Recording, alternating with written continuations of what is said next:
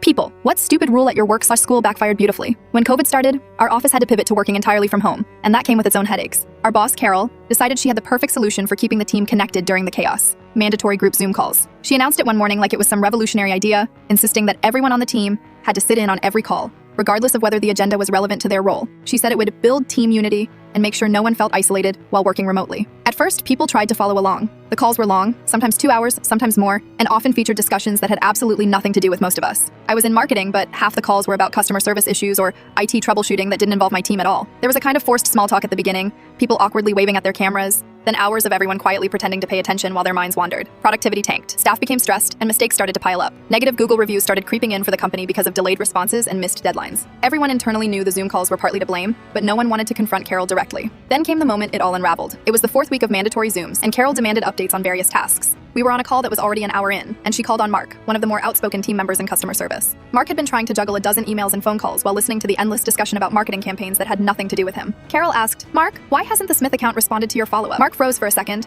then very calmly said, "Well, I would reply to this woman's voicemail, but I'm stuck on this Zoom call." The room went silent for a beat. You could almost see the gears turning in everyone's heads, connecting the dots between endless Zoom meetings and actual work being neglected. People started muttering and nodding, and even those who normally kept their heads down were smirking. Carol's face didn't change much at first, but you could tell she realized this wasn't going to land well. There was a long pause before she stammered something about team collaboration and moved on, but the damage was done. That one statement had crystallized exactly what everyone had been thinking for weeks. The Zoom calls weren't helping. They were a complete obstacle to getting work done. After that call, things started to shift. People started finding subtle ways to accidentally mute themselves or hide their video while staying in the call, so they could at least work on the tasks they were being forced to neglect. Others started sending sarcastic emails directly referencing the Zoom schedule, pointing out that participation in this call is preventing completion of actual tasks. The complaints, previously whispered, started becoming more audible, though still careful to avoid getting anyone in serious trouble. A week later, Carol tried to double down on the calls, insisting that team attendance was mandatory. That's when HR quietly stepped in after several complaints had accumulated, and they actually reviewed the situation. They realized the calls were doing more harm than good. Within days, the mandatory Zooms were reduced dramatically, and attendance became optional unless a team member was directly involved in the agenda topics. Productivity slowly began to recover, stress levels decreased, and even some of the Google reviews were addressed more effectively because staff could actually focus on their work. Mark, of course, became a bit of a hero in the office. People still bring up that line about being stuck on this Zoom call whenever someone complains about pointless meetings. And it's become a running joke that keeps morale light in a place that had been tense for weeks. The incident has even made its way into some of the newer hires' orientation stories as a cautionary tale about how stupid rules can backfire. Looking back, it's funny how one small, brutally honest comment can cut through weeks of tension and highlight a problem that leadership had been blind to. The team had been collectively frustrated, stressed, and unproductive, but it took one person saying exactly what everyone else was thinking to make management finally listen.